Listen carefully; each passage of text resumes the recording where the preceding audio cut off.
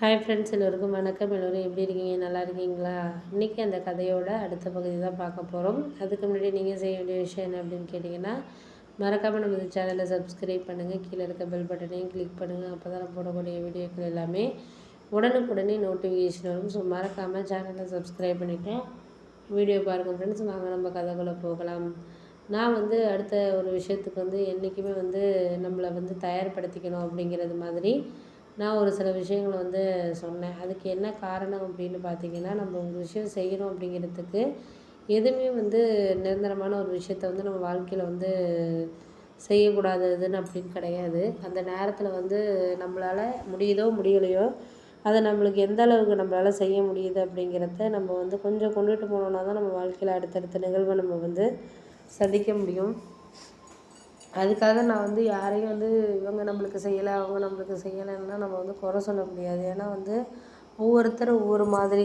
அதுக்காக அவங்கள நம்ம இவங்க தான் இதுதான் அப்படிங்கிற மாதிரி நம்மளால் எதையும் செய்யக்கூடாத சூழ்நிலையில் தான் நான் இருக்கிறேன் அப்படிங்கிற மாதிரி சொன்னோன்னே, அதுவும் உண்மை தான். நீங்கள் சொல்கிறதும் உண்மை தான். என்னால் கண்டிப்பாக எந்த ஒரு விஷயத்துக்குமே ஓவர் கம் பண்ணிவிட்டு நம்மளால் செய்ய முடியுது, பண்ண முடியுது அப்படிங்கிறத நம்ம ஒரு சில விஷயங்களை வாழ்க்கையில் கொண்டுட்டு வந்தோம்னா கண்டிப்பாக சகஜமாக எதையுமா இருந்தாலும் பண்ணலாம், செய்யலாம். நீங்கள் ஒன்றும் கவலைப்பட வேண்டியதில்லை அப்படின்னோடனே, அதுவும் உண்மை தான். நம்மளுக்கு எந்த நேரத்துலையும் நம்மளுக்கு இந்த இந்த விஷயத்துங்கள் நம்ம சொல்கிறதுக்கான இதுங்கிறது சூழ்நிலைங்கிறது நமக்கு அமையணும். அப்படி இருந்தால் மட்டும்தான் நம்மளால் எதையுமே செய்ய முடியும் அப்படின்னோடனே, அதுவும் உண்மை தான். நம்மளுக்கு எந்த நேரத்துலையும் இதுக்கான டைமிங்கிறது நம்மளுக்கு சூழ்நிலைகளை நம்ம கடந்து போகிறதுக்கான இதுங்கிறது நமக்கு வேணும். அப்படி தான் இருக்குது அப்படின்னோடனே, அதெல்லாம் எனக்கு சரியான ஒரு விஷயமாக தான் இருக்குது. ஆனால் அந்த நேரத்துக்கு அது நம்மளுக்கு பயன்படுதா படலையாங்கிறது நம்மளுக்கு சரியாக எனக்கு புரியலை அப்படின்னோடனே, சரி நீங்கள் ஒன்றும் கவலைப்படாதீங்க, எந்த நேரமாக இருந்தாலும் நம்மளுக்கு அதுக்கான டைமிங்கிறது